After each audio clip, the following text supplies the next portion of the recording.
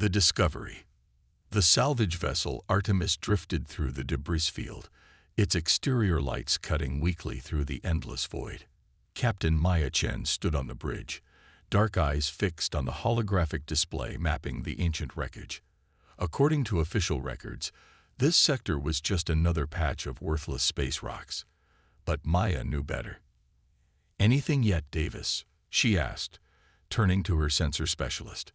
Lieutenant Davis shook his head, fingers dancing across his console. "Nothing matching the signature, Captain. The magnetic anomalies are making precise scanning difficult." Maya nodded silently.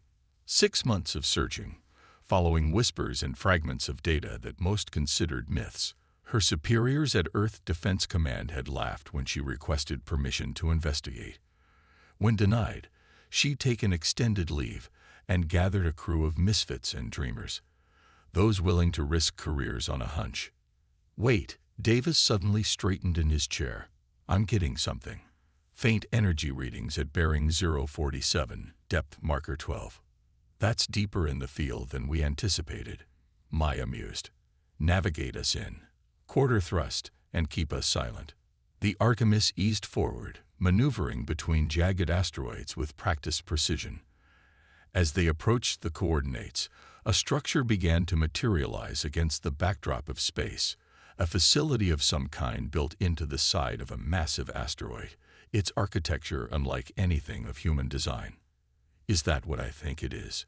whispered Communications Officer Reyes. "It matches the descriptions from the Arcturus archives," Maya confirmed, her voice steady despite the excitement coursing through her. "A precursor vault." The precursors, an advanced civilization that had vanished from the galaxy millennia ago, leaving behind only fragments of their technology. Most considered them legends, but Maya had spent her career studying the scattered evidence of their existence. Within hours, they had docked with the ancient facility. Maya led the exploration team personally, stepping through the airlock into corridors, untouched for countless years. The structure hummed with dormant energy, illuminating as they moved deeper. "These markings," said Dr. Ellis, the team's xenorchaeologist. "They're warnings. The same symbols we found in the ruins on Proxima Centauri." "Warnings about what?" Reyes asked. "That's what we're here to find out," Maya replied. The central chamber took their breath away, a vast hexagonal room filled with crystalline data structures that pulsed with soft blue light. Ellis approached one of the interfaces, his specialized equipment attempting to decode the alien language. "This is incredible," he whispered. "It's a repository. Blueprints, technical specifications, theoretical physics. Captain, I think this is a research archive."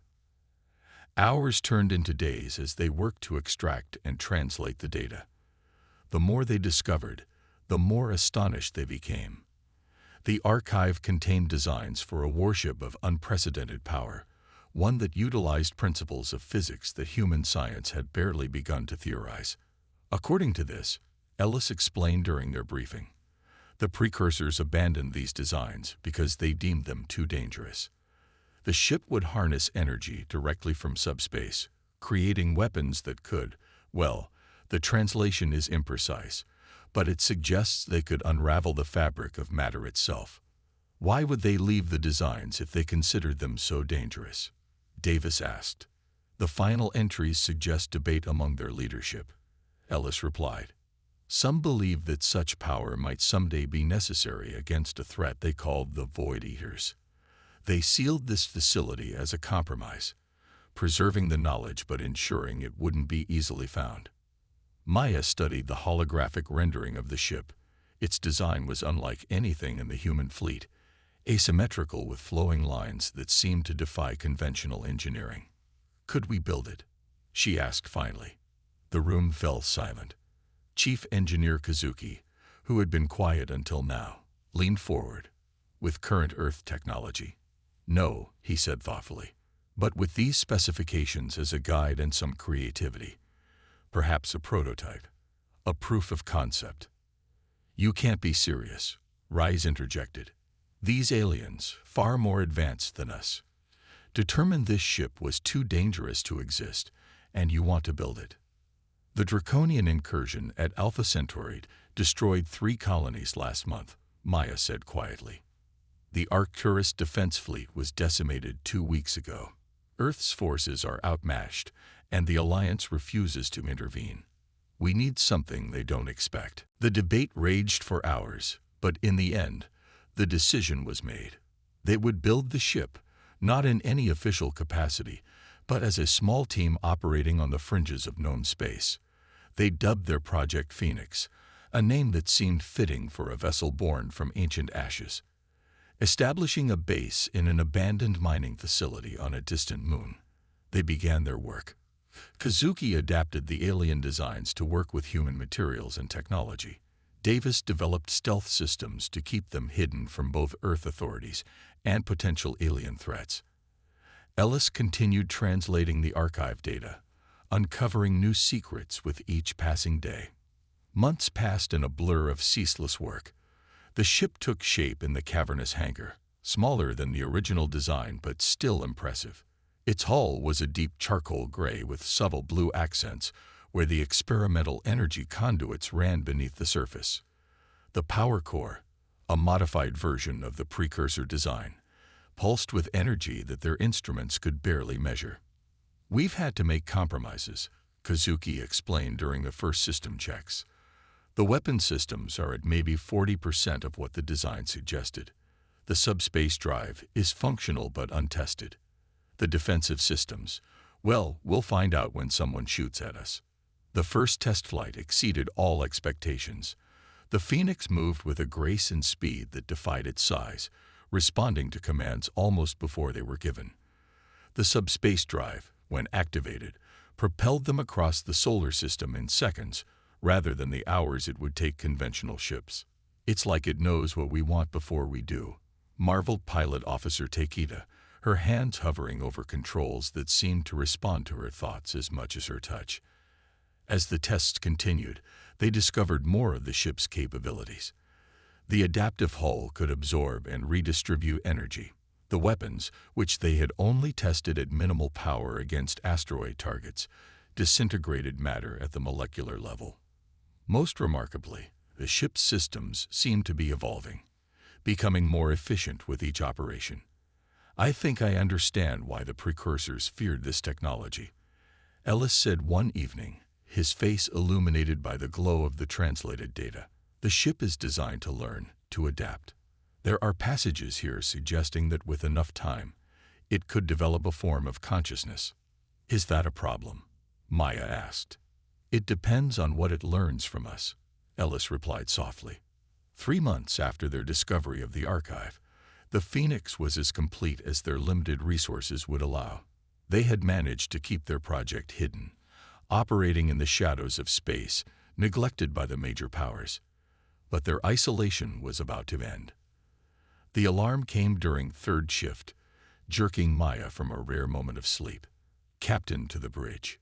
Davis's voice carried urgency rarely heard from the usually calm officer. Maya arrived to find her crew gathered around the main display, faces grim in the red emergency lighting. "We've detected a Draconian scout ship," Davis reported. "Advanced model, likely a precursor to a larger force. They're scanning this sector methodically." "How did they find us?" Takeda demanded. "They haven't, not specifically," Davis clarified. "But their search pattern will bring them to this moon within hours." Maya studied the tactical display, mind racing through options. The Phoenix was ready as it would ever be without proper military testing. But revealing its existence now would alert not only the Draconians but Earth authorities as well. "What's the nearest human settlement in their path?" she asked. "Research outpost on Titan," Rise answered. "Civilian operation, minimal defenses. Population approximately 1,200. The choice crystallized with brutal clarity. Hide and hope the Draconians passed by, knowing they might discover the outpost and its vulnerable inhabitants, or reveal themselves now, on their terms, with the one weapon the enemy wouldn't expect. "Prepare the Phoenix for departure," Maya ordered. "All hands to stations. We're about to find out if our impossible ship is ready for its first real test. The confrontation. The Phoenix emerged from the shadow of the moon like a predator from its den, systems humming with untested power. On the bridge, Captain Maya Chen watched as her crew worked with focused intensity, each person keenly aware that they were about to engage an enemy that had decimated Earth's conventional forces. Draconian scout vessel holding position near Titan's L2 point, Lieutenant Davis reported from the sensor station. They appear to be deploying atmospheric probes toward the research outpost. Time to intercept? Maya asked. At standard drive, 18 minutes. Pilot Officer Takeda replied. With the subspace system, seconds. Maya considered her options. The subspace drive remained their most volatile system. Brilliant in concept but unpredictable in execution. Using it would reveal their most significant technological advantage immediately. Standard approach, she decided. Let's see how close we can get before they detect us. The Phoenix accelerated smoothly, its experimental propulsion system barely registering on conventional sensors. They closed half the distance before Davis's console flashed warning signals. They'd spotted us, he announced. Reading weapons activation and... He paused, his expression changing. Captain, they're signaling the main fleet. I'm detecting subspace ripples consistent with the communication burst. How many ships in their fleet? Ellis asked, voice tight. Based on the signal strength, at least 13 vessels. Capital class. A grim silence fell over the bridge. 13 capital ships. Even the Earth Defense Force's entire fleet would struggle against such numbers. The Phoenix, for all its advanced technology, was still a prototype with an inexperienced crew. Options? Maya asked, her calm voice belying the tension coiling inside her. We could still pull back, Rice suggested. Use the subspace drive to reach Earth Command. With their backing. In 3 days, maybe 4, Chief Engineer Kazuki interjected. By then, there won't be an outpost left to save. Maya nodded. We engage. Takeda, bring us into weapons range of the scout ship. Kazuki, divert power to forward shields. Let's see what this ship can really do. The Phoenix surged forward, its engines glowing with eerie blue light. The Draconian scout, clearly surprised by the unfamiliar vessel bearing down on it, fired a barrage of plasma torpedoes. Brace for impact, Maya ordered. But the expected collision never came. Instead, the Phoenix's hull seemed to ripple, absorbing the energy of the weapon's fire. Status displays flickered momentarily before stabilizing, showing not damage, but increased power levels. Captain, Kazuki called out, his voice filled with wonder. The ship absorbed the energy and rerouted it to our weapon systems. We're at 120% capacity. Fire main weapons, Maya commanded. Minimal yield. We need to disable, not destroy. The Phoenix released a precisely calibrated beam of blue-white energy. It struck the Draconian vessel midship, cutting through its shields as if they weren't there. The enemy ship didn't explode. Instead, it simply went dark. Its systems completely shut down. Direct hit, Davis reported. Their power grid is offline. Life support is functional but minimal. Before the crew could celebrate their first victory, Davis's console lit up again. Multiple subspace signatures detected. The Draconian fleet is responding. Emergence in 2 minutes. Maya studied the tactical display. Takeda, position us between the fleet and Titan. Ellis, what else can you tell us about the ship's capabilities that might help us now? Ellis consulted his datapad. The precursor notes suggest the ship was designed to face overwhelming odds. They called it a force multiplier, able to adapt its tactics based on enemy patterns. Then let's give it something to work with, Maya decided. Kazuki, maximize power to all systems. We're going to let the ship show us what it can do. The Draconian fleet tore into normal space. 13 warships, arranged in their standard crescent formation.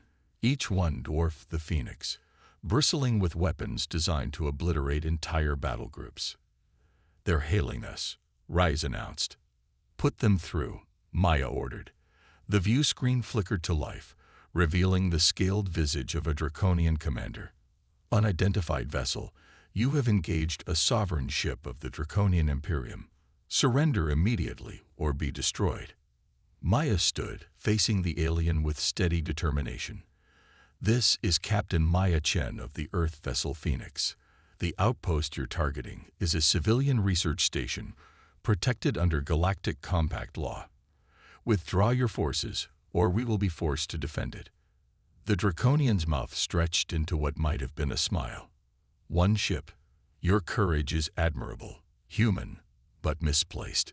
You have 30 seconds to lower your shields. The transmission cut off. Well, that went as expected, Maya said dryly. Battle stations. Takeda, evasive pattern delta. Let's make them work for it. The Draconian fleet opened fire. A coordinated barrage designed to saturate any possible escape vector. The Phoenix twisted through space, its movements impossibly fluid for a vessel of its size. Still, several hits connected, sending tremors through the ship. Shields holding at 80%. Kazuki reported. But they're adapting their weapons frequency, trying to find our resonance point. Ellis, you said the ship can adapt. How do we activate that capability?